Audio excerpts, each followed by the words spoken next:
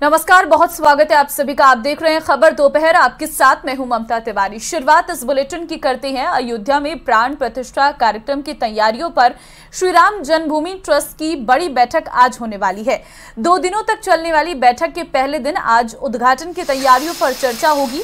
बैठक के लिए ट्रस्ट के सभी 15 सदस्यों को बुलाया गया है। 22 नवंबर के उद्घाटन कार्यक्रम की तैयारियों पर चर्चा के बाद कल यानी 29 दिसंबर को एक और बड़ी बैठक होगी, जिसमें इस बात पर फैसला होगा कि गर्भगृह में रामलला की कौन सी मूर्ति स्थापित होगी। ट्रस्ट को रामलला की 51 इंच की उन 3 मूर्तियों में से एक को तय करना है। इस बीच ट्रस्ट के कुछ सदस्यों ने राय रखी है कि मूर्ति पर फैसला वोटिंग के जरिए हो, जबकि कुछ सदस्य आम सहमति बनाने पर जोर दे रहे।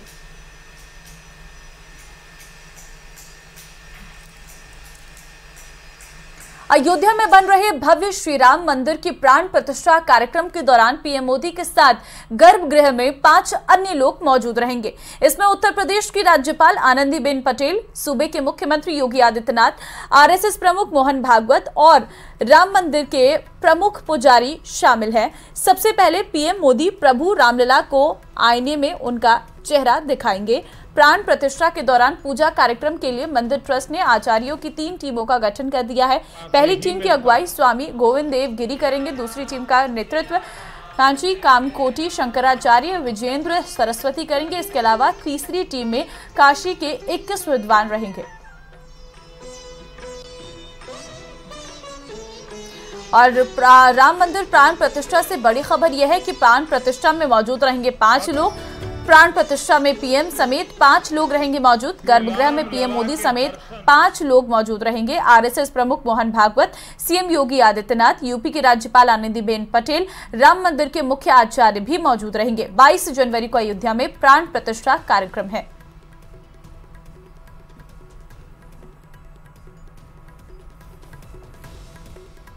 और मनी लॉन्ड्रिंग के मामले में कांग्रेस नेता प्रियंका गांधी की मुश्किलें बढ़ सकती हैं। ईडी ने अपनी चार्जशीट में पहली बार प्रियंका गांधी के नाम का जिक्र किया है। हालांकि उनका नाम आरोपी के तौर पर दर्ज नहीं किया गया है। ईडी की चार्जशीट में प्रियंका के नाम का उल्लेख जमीन खरीद के आरोपी से जुड़े होने के संदर्भ में किया गया है। इस चार्जशीट में प्रियंका के साथ उनके पति रॉबर्ट वाड्रा के नाम का जिक्र भी है।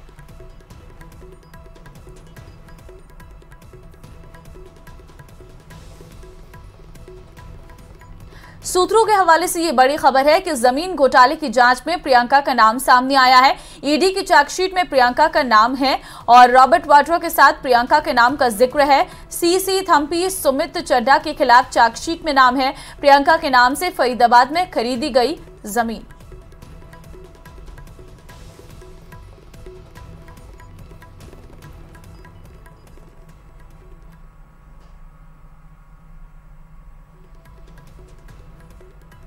तो ईडी की चार्जशीट में पहली बार जो है प्रियंका गांधी का नाम आया है और अब फिलहाल आरोपी के तौर पर उन्हें प्रेजेंट नहीं किया गया है, लेकिन ज़मीन से जुड़ा ये पूरा मामला है, इसलिए प्रियंका के नाम से फरीदाबाद में खरीदी गई ज़मीन, इस बात का जिक्र जो है वो इसमें किया गया है।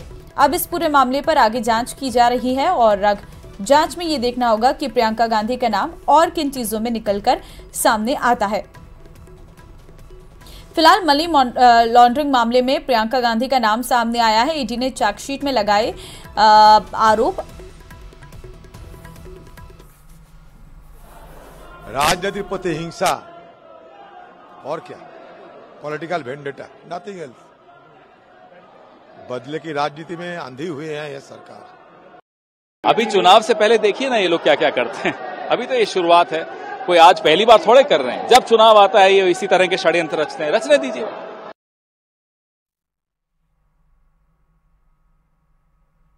2024 लोकसभा चुनाव से पहले जेडीयू में कुछ बड़ा होने वाला है।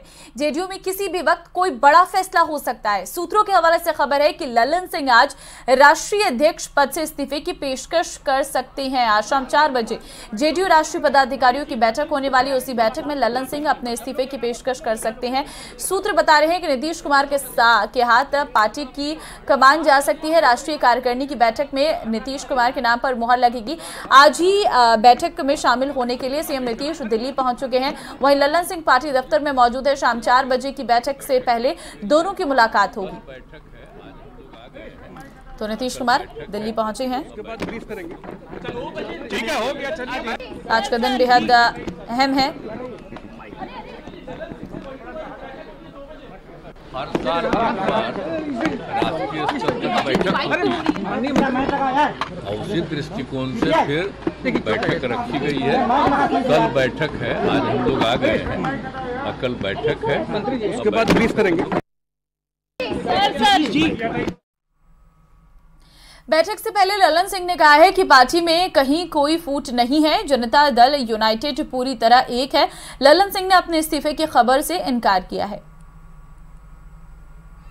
इस्तीफा जब हमको देना होगा तो आप लोगों को बुला लेंगे और आप लोगों से को बुला के परामर्श कर लेंगे। ये पार्टी के राष्ट्रीय कार्यकारिणी की बैठक है, राष्ट्रीय परिषद की बैठक है, नियमित बैठक है और नियमित बैठक में होती है, उसके लिए आप नैरेटिव सेट कर रहे हैं। जनता दल यूनाइटेड एक है और एक रहेगा।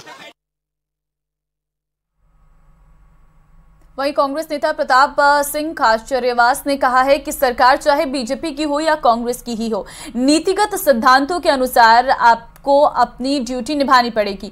बीजेपी को अपना ह्यूमन पीरियड छोड़कर कानूनी व्यवस्था पर ध्यान देना चाहिए। महिलाओं को कुचलकर मारा जा रहा, एक महिला को 1.5 मिनट अपराधी घसीटते रहे, अभी तक अपराधी नहीं पकड़ गए हैं और गैंगस्टर बढ़ रहे हैं, बच्चों के साथ रेप हो रही है। बीजेपी की सरकार कहाँ है?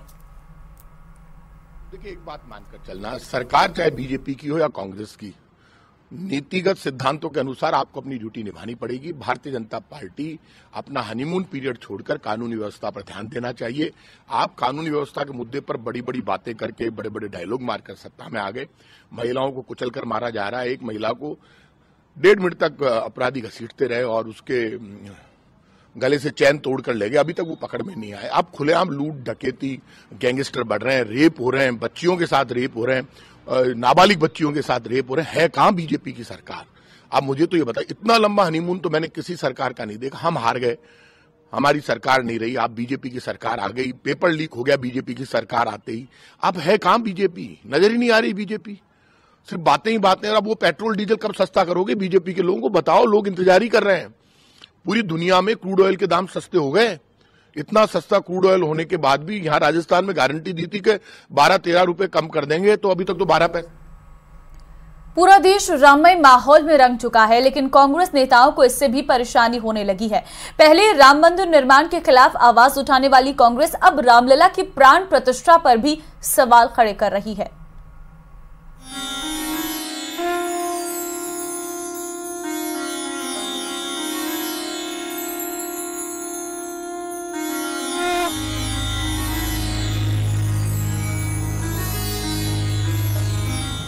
राम नाम की गूंज क्या विपक्ष को परेशान करने लगी है?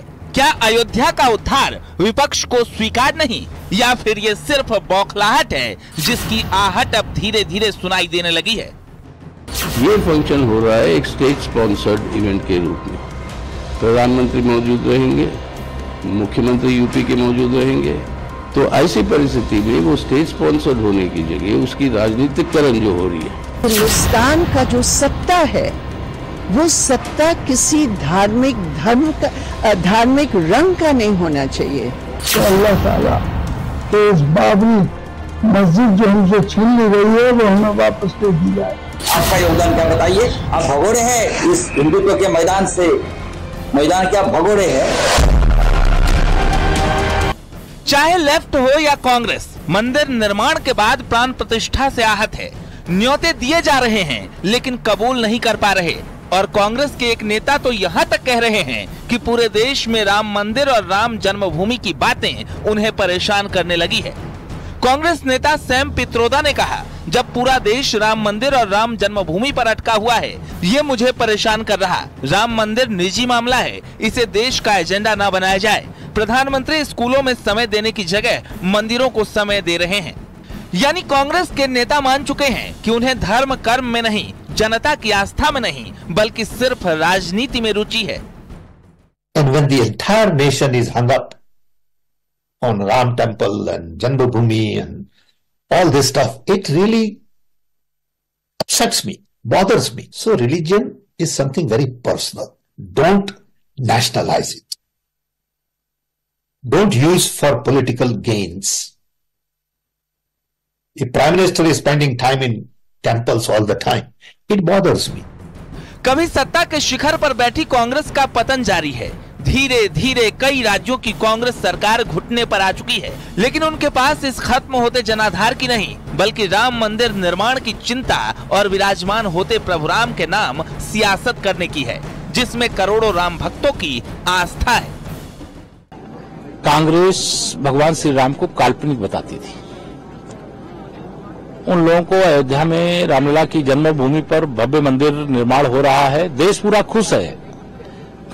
जो राम विरोधी हैं वो दुखी हैं, लेकिन उनके दुखी होने से रामलला की जन्मभूमि पर भव्य मंदिर निर्माण का जो कार्य चल रहा है, न वह प्रभावित होगा, न अयोध्या का सर्वांगीण विकास प्रभावित होगा, और न हमारे जो तीर्थ स्थल हैं उनके जो विकास का काम है वह प्रभावित होगा। माननीय प्रधानमंत्री श्री नरेंद्र मोदी जी की प्रेरणा से अयोध्या का विकास कर रहे हैं, काशी का विकास कर रहे हैं, मथुरा वृंदावन का विकास कर रहे हैं। कष्ट हो रहा है और ये कांग्रेसी ज्यादा परेशान है, तो उनकी सत्ता चली गई है तो दूसरे की सत्ता में और दूसरे के कार्यों में दखल देना चाहते हैं, और उनको खराब लग रहा है राम मंदिर का निर्माण, और लगा रहे हैं कि बेरोजगारी और क्या कहते हैं कि महंगाई, इसको लेकर ये महंगाई बेरोजगारी शुरू से है, आज से नहीं है, कांग्रेस के समय से है।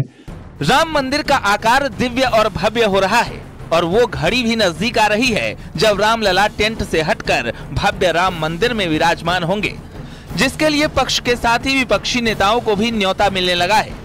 मनमोहन सिंह को न्योता जाएंगे या नहीं कंफ्यूजन है, मल्लिकार्जुन खड़गे को न्योता जाएंगे या नहीं क्लियर नहीं है, सोनिया गांधी को भी न्योता मिला है, जाएंगे या नहीं बताया नहीं, अधीर रंजन चौधरी को भी न्योता मिला है, जाएंगे या नहीं साफ नहीं है, आचार्य प्रमोद कृष्णम को भी न्योता मिला है और वो जरूर जाएंगे। यानी राम जन्मभूमि ट्रस्ट की तरफ से विपक्षी नेताओं को न्योता तो मिल रहा है, लेकिन 99% केस में अब भी कंफ्यूजन ही कंफ्यूजन है। लेकिन बीजेपी इन सबके इतर अपने अभियान में जुटी हुई है, क्योंकि राम मंदिर ही वो कुंजी है जिसके सहारे बीजेपी हर चक्रव्यूह को भेदती जा रही है। हिंदुत्व ही वो हथियार है जिसके सहारे मोदी योगी चुनाव अभियान को धार दे रहे हैं, और सनातन ही वो रास्ता है जिसके एक छोर पर अयोध्या तो दूसरे छोर पर काशी की डोर बंधी है, और उसी डोर को और मजबूत करने के लिए डोर टू डोर दस्तक दिया जा रहा है और प्रभु श्री राम के नाम अभियान चलाया जा रहा है। Bureau report, news 18।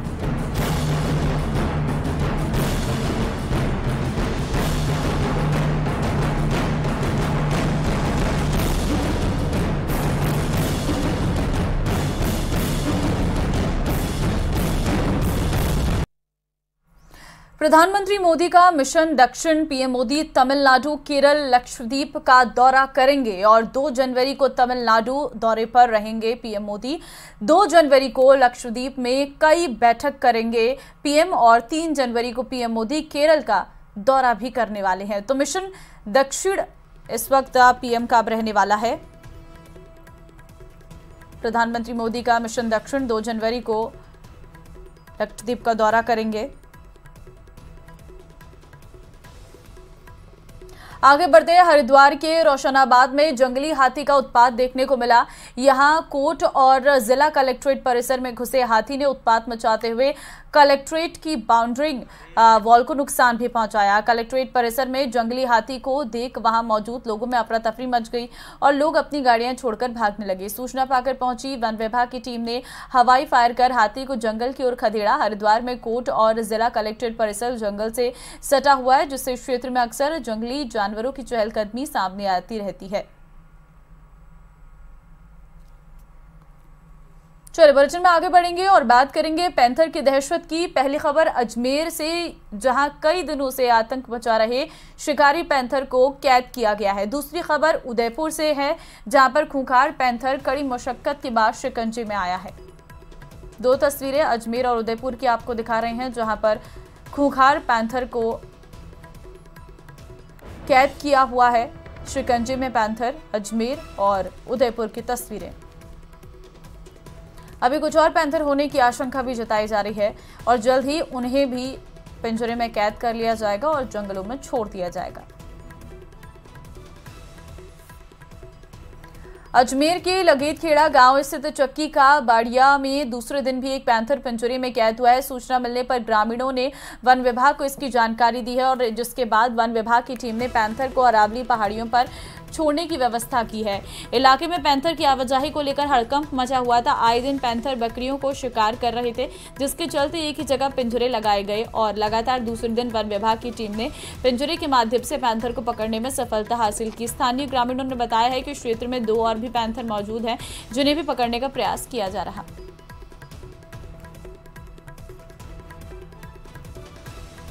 उदयपुर में वन विभाग की टीम ने पैंथर का रेस्क्यू कर उसे पिंजरे में कैद कर लिया है।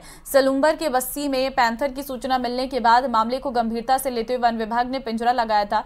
देर रात इसी क्षेत्र में पैंथर शिकार करने आया था, जिस दौरान वो पिंजरे में कैद हो गया, जिसके बाद ग्रामीणों ने राहत की सांस ली।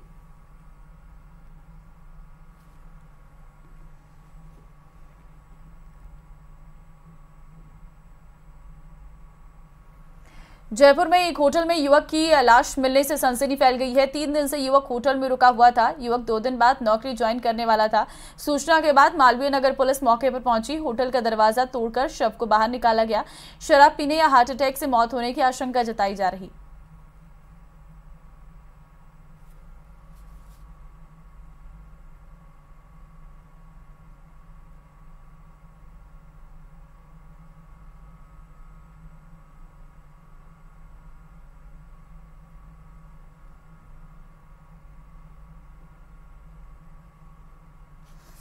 नागौर में एटीएम लूट की एक सनसनीखेज वारदात सामने आई है। देर रात बोलेरो सवार बदमाशों ने एक एटीएम को उखाड़ दिया। एटीएम में 24 लाख रुपए भरे हुए थे। लूट की यह घटना श्री बालाजी थाना क्षेत्र के ज्योतियासी गांव में हुई है। लाखों रुपये से भरे हुए एटीएम को लूटने की इस वारदात को लेकर पुलिस ने जगह जगह नाकाबंदी करवाई है। एएसपी सुमित कुमार ने घटनास्थल का भी मौका मुआयना किया। एटीएम लूट की वारदात सीसीटीवी में कैद हो गई है। सीसीटीवी में साफ दिख रहा है कि एक बोलेरो में सवार होकर आए 5-6 बदमाशों ने इस वारदात को अंजाम दिया। बदमाशों ने एटीएम को एक मजबूत तार की मदद से उखाड़ लिया। इसके बाद एटीएम मशीन को बोलेरो में डालकर बदमाश भाग निकले।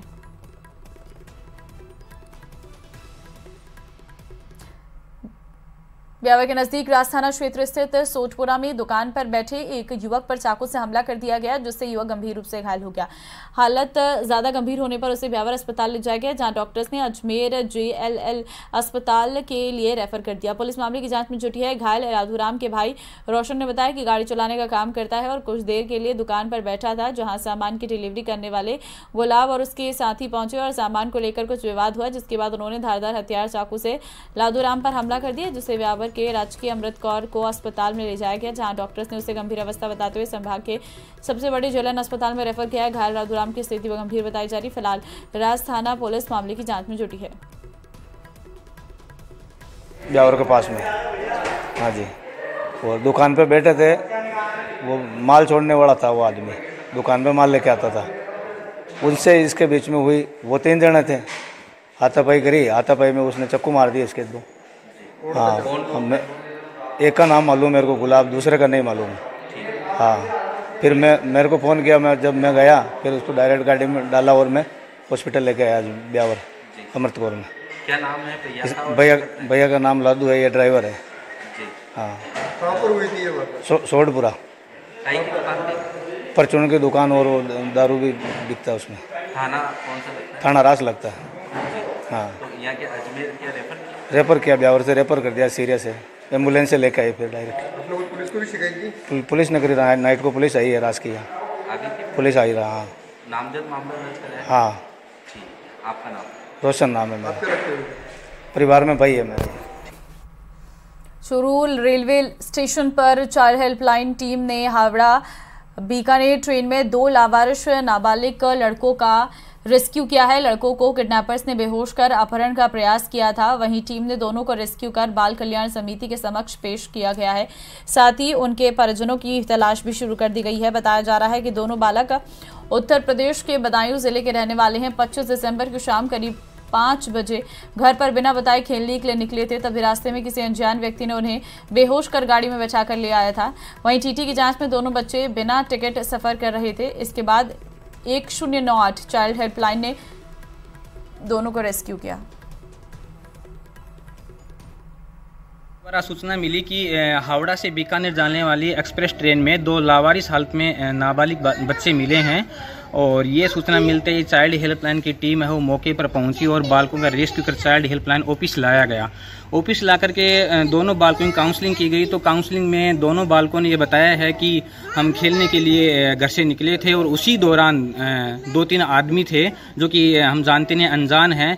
उन्होंने हमें गाड़ी में बैठा करके चंदौली रेलवे स्टेशन छोड़ दिया गया और फिर वहाँ से हम चंदौली से दिल्ली पहुंच गए ट्रेन के द्वारा और फिर दिल्ली से हम चूरू पहुंच गए, जबकि हमें इस प्रकार कोई पदार्थ है वो सूंघाया गया जिससे हमें होश में नहीं रहे और चूरू पहुंच गए और आज उनको CWC पेश किया गया है दोनों बालकों को और इनके परिजनों का पता लगाने का प्रयास किया जा रहा है। सर, चूरू के रतनगढ़ में कोहरे के चलते नेशनल हाईवे 11 पर निजी बस और इनोवा कार की भिड़ंत हो गई। घटना में कार में सवार 2 महिलाओं सहित 6 लोग घायल हो गए हैं। घायलों को 108 की सहायता से रतनगढ़ जिला अस्पताल में भर्ती करवाया गया, जहां पर 2 जनों की हालत गंभीर होने पर हायर सेंटर रेफर किया गया। और अगली खबर डूंगरपुर से है, जहां घरों में चोरियों का सिलसिला रुकने का नाम नहीं ले रहा। पिछले 15 दिनों में 6 से अधिक मकानों से लाखों रुपए की कॉपर केबल और सामान चोरी हो चुके हैं। वहीं अब चोरों ने बीजेपी नेता पूनम चंद लबाना के निर्माणाधीन कॉम्प्लेक्स को भी निशाना बनाया। पीड़ित की माने तो वो बीती शाम वे कॉम्प्लेक्स के शटर को लॉक लगाकर घर गए थे। देर रात बदमाश कॉम्प्लेक्स में दाखिल हुए, दीवारों और प्लास्टर ऑफ पेरिस की छत को तोड़कर उनमें की गई वायरिंग निकाल ले गई। पीड़ित बीजेपी नेता की माने तो चोरों ने करीब 6 से 7 लाख रुपए का नुकसान करने में सफल रहे। कॉम्प्लेक्स है 4-5 फ्लोर का और 20 तारीख को रात को चोरों ने फिर इंजाम दिया था इस घटना को, जिसकी हमने पूर्व में भी कोतवाली थाना में शिकायत कराई थी और उस समय 2 फ्लोरों पे लेके गए थे, ऊपर के 4 और 5 फ्लोर पे। और आज रात्रि को भी दिनांक 27 को चोरों ने फिर अज्ञात चोरों ने चोरी की है। इस बार पहली, दूसरी, तीसरी मंजिल के तीनों केबलें काट के लेके गए हैं, तार सारे लेके गए हैं, पीओपी को भी नुकसान पहुंचाया है। अनुमानित मेरा खर्चा लगभग 5 से 7 लाख रुपए तक खर्चा है और छोटा मोटा तोड़फोड़ भी किया है। पूर्व में भी 2 बार पहले हो चुके हैं, ये तीसरी बार ये घटना कार्य की है। चोरों के हौसले बुलंद हो चुके हैं, पुलिस अपने अनुसंधान जारी है। मकर संक्रांति के पास आने के साथ ही पतंग उड़ाने के लिए चाइनीज मांझे का इस्तेमाल बढ़ गया है। प्रतापगढ़ में एक बच्चा गर्दन में मांझा फंसने से गंभीर रूप से घायल हो गया। घायल बच्चे को इलाज के लिए जिला चिकित्सालय में भर्ती करवाया गया। वहीं चाइनीज मांझा इंसानों के लिए, पक्षियों के लिए भी नुकसानदेह साबित हो रहा। जिला चिकित्सालय के सामने एक नाले में उल्लू घायल अवस्था में मिला है। उल्लू के दोनों पैर और पंख पूरी तरह से चाइनीज मांझे में फंसे हुए हैं और पर्यावरण प्रेमी मंगल मेहता ने बताया कि पतंग उड़ाने में चाइनीज मांझे का उपयोग नहीं कर रहे, इससे कई परिंदों की जान खतरे में होती है।